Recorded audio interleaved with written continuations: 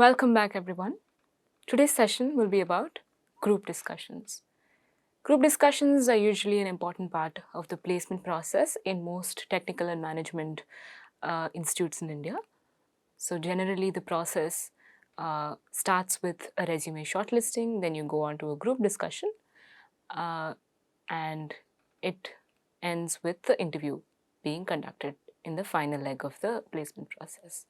So, group discussions are quite an important part. They are sort of the middle step towards landing your dream job. So, we'll discuss what group discussions are all about in this session. And the agenda for this session is as follows. We will first talk about what a GD is. We'll think about what the elements of a GD are, how it can be broken down, how we can understand what it is, what the format is, right? Then we'll take a look at and think about and ponder upon why we have GDs at all, why GDs form an important part of job recruitment processes, and how group discussions can really help in other areas as well, such as market research and social sciences research, right? Then we'll talk about some types of very commonly asked GD topics in interviews and job recruitment scenarios, and we'll break each of them down and think about some of the examples of each of those topics. Then we'll move on to the actual format of a typical group discussion. We'll look at the rules that are involved. All of these we will look at under this pointer. And then finally, we'll get to the point about how to lead a group discussion. We will also learn a little bit about how to participate in a group discussion. So, with the agenda being set and with the overall goals for this session being set, let's begin. Let me invite you to think a little bit about what a group discussion can actually be. What do you think a group discussion is? In general, a group discussion is when a group of people, usually 8 to 9 individuals, come together to discuss a topic or a problem or a case and try to arrive at a solution or a consensus on the topic. In most cases, all these individuals are similarly qualified in terms of academic background and professional background, be on the same page on the particular topic that they are discussing. Right? So, that broadly is what a group discussion is. Now, GDs can be of two different types. GDs in job interviews, right, like the ones that I've been talking about so far, the ones that are, the stepping stone between the resume shortlisting and the final interview. Those are the most commonly conducted group discussions that are designed to test your interpersonal skills, and your listening skills as well, so that the company can get a gist of who you are as a person, and based on that, they may decide or decide not to hire you for the role that they've advertised. So, those are the most commonly heard of GDs. But there are other kinds of group discussions as well, which are more specialized, more applicable in more niche scenarios. And one of them is what we call a focus group discussion, or an FGD. FGD is often used in market research and social sciences research. Say you have a product that you have designed and it is aimed at a particular set of consumers in the market, and you want to see if the product that you've designed is good enough or not, if it's working for all of them or not. In such cases, you will bring together a set of people from different backgrounds. All these people are your potential consumers, and you will give the product to them, conduct a discussion, ask them what their experiences with the product have been, and from these conversations with them, glean some potential improvements to the product and glean whether you've been successful in designing the product well for them or not. So, that would be a typical situation in which a focus group discussion is used for market research purposes. In social sciences research, say you have to design a new policy that benefits everyone, all the different stakeholders in a particular community, you would go to the community and gather a sample of people from different backgrounds, different genders, different socioeconomic backgrounds, different caste backgrounds, uh, and see exactly what the problem is and what they want to be resolved, so that you get all perspectives from all different people. Again, that is a focus group discussion that is used in social sciences research. Now, this is not something that we will discuss as part of this session, but nevertheless, it is good to know a little bit about how group discussions can be useful outside of job and recruitment scenarios, right?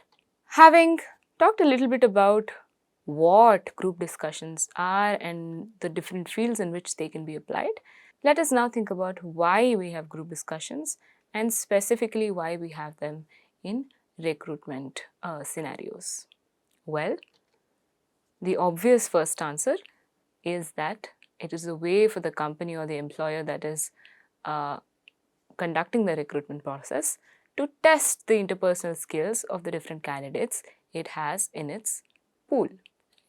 Are the candidates equipped with good negotiation skills, good teamwork skills? Are they equipped with conflict resolution skills? So these are the questions that they want answers to, and group discussions are a very effective way for employers to realize who is a good fit for the role in the company and who is not. Group discussions can also test your listening skills, right? Group discussions are not always just about putting forth your point of view or putting forth your arguments. They are more also about listening to others' arguments, jotting down notes about what others are saying, synthesizing the different points of view that you can gather from the many different things that people are saying, and that involves a lot of active listening. So, to be able to give a good response in a group discussion, active listening is also an important skill that you would need to have.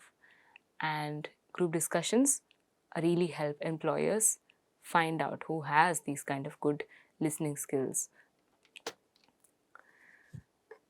Group discussions are also a way for employers to realize which candidates have the ability to crisply and clearly communicate their core message, as generally you will have only 1 minute to convey your response in the group discussion. There is not much time or space to do an elaborate speech on the topic at hand. So, the crispness and clarity with which you communicate your core message in a short amount of time is also an important skill that is tested in group discussions. Knowledge, creativity, and spontaneity. These are also again things that are tested in group discussions. Spontaneity, because you will not know the topic in advance, so you would need to be very spontaneous with your responses. Knowledge, because again, since you do not know the topic in advance, you would need to have a vast background knowledge that you can draw from on the spot. And creativity is also tested because you would need to make connections between different perspectives that people are giving, and you would need to be creative in the way you present your answer. So, group discussions again are a very effective way to bring out the best of creativity, spontaneity, and knowledge among potential candidates. Value fit of the candidate with the company. Now, this might not be one of the more important points, but nevertheless, the kind of positions you take, the kind of answers you give, the kind of opinions you hold in group discussions also shed some light on what values you have as an individual and as a working professional. And sometimes companies might also consider it important that they hire people who share the same values as they do.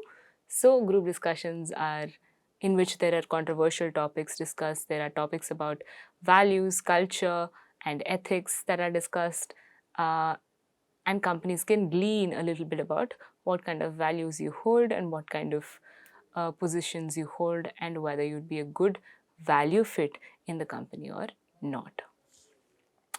So those are the reasons behind why group discussions form an important part of the recruitment process. Let's look at a few types of different GD topics.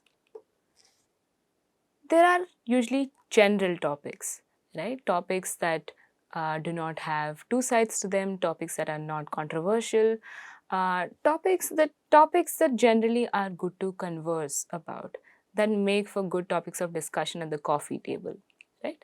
So general topics are topics that do not really have a controversy embedded in them, or topics that are not too philosophical or argumentative. They are general topics of discussion that nevertheless have enough background to be rich conversation starters, right? So, for instance, small businesses are an important lifeline of India's cities and need to be supported more.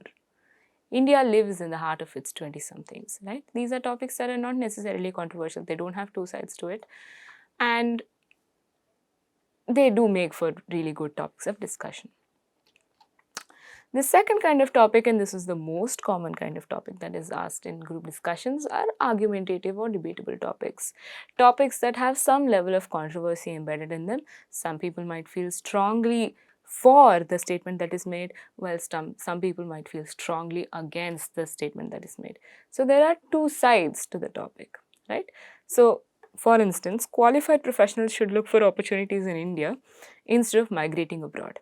Clearly, some people might fall in the category of people who say that people should migrate abroad for better work opportunities, whereas other people might fall in the category of people who think that Indians, qualified working professionals in India, should stay on in India and build the country up and contribute to the development efforts in the country, right? So there are clearly two different categories of opinions here, right?